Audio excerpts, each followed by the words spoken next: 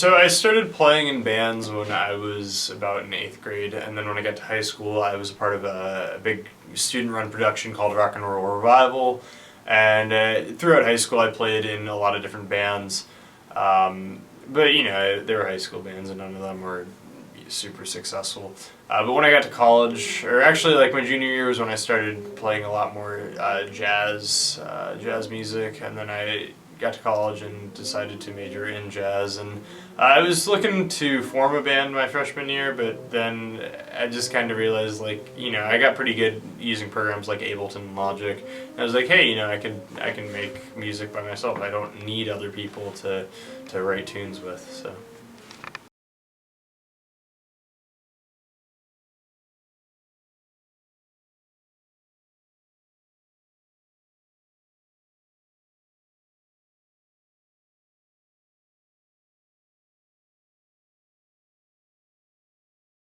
So basically I've known Dean for about 6 to 7 years. We met freshman year, English class. I think the first reason we actually became friends was because we both realized we were musicians.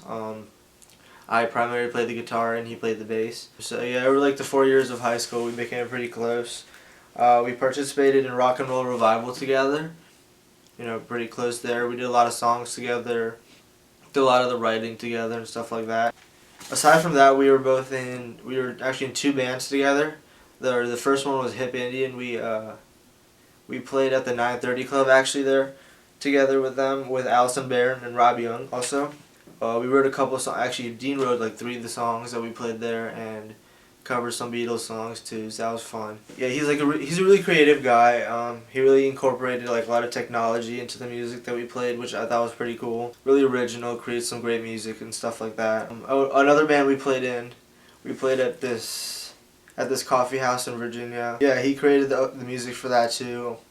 Found some random drummer and he's really quick on the spot, you know. He like threw that band together and we played.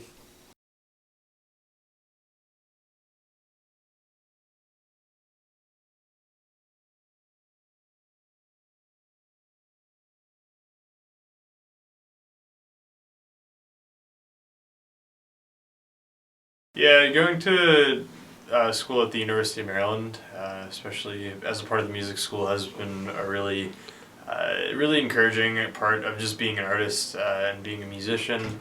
I don't think that there's too many times in your life where you're going to be surrounded by a lot of other musicians doing the same thing, or you know, and there's just a much greater exchange of ideas as well. So in terms of growing as an artist, you definitely have a much greater opportunity when being in a music school. So.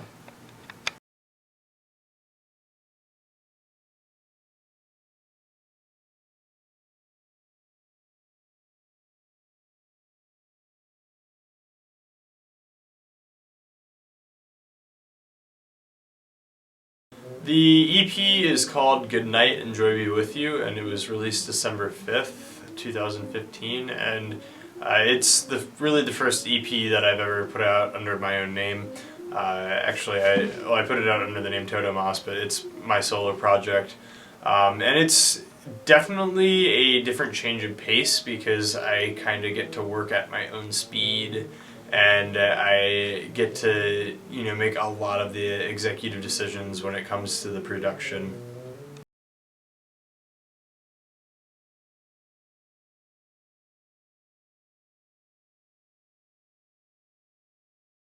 Paper Dreams is the first song off the EP, and it's more along the lines of like a chill wave type track, very similar to artists like Washed Out and Tori Moi.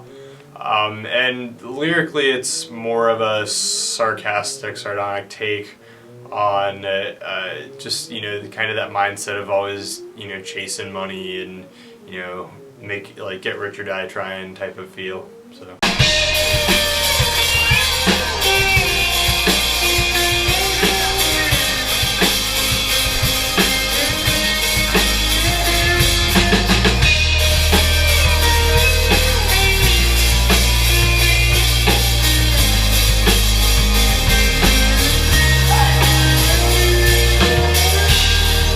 The second song on the EP is called Aftermath, and it resembles artists like Bombay Bicycle Club, and it includes some of that like old school hip hop type sampling.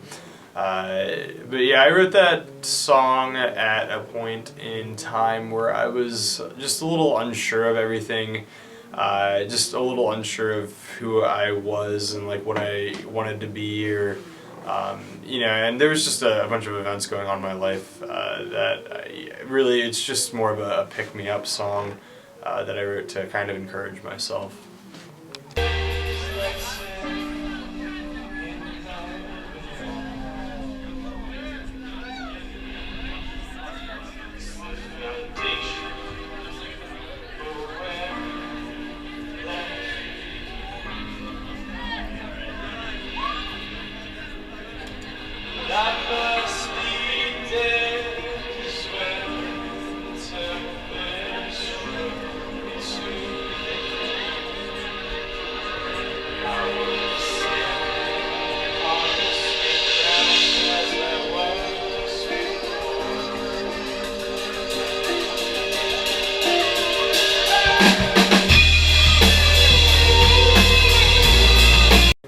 The last song on the EP I released as a single in October. It's called Epicureans, and that again, it was more along the lines of like Wash Out. It has that kind of like 80s, like kind of like dream pop sort of vibe to it.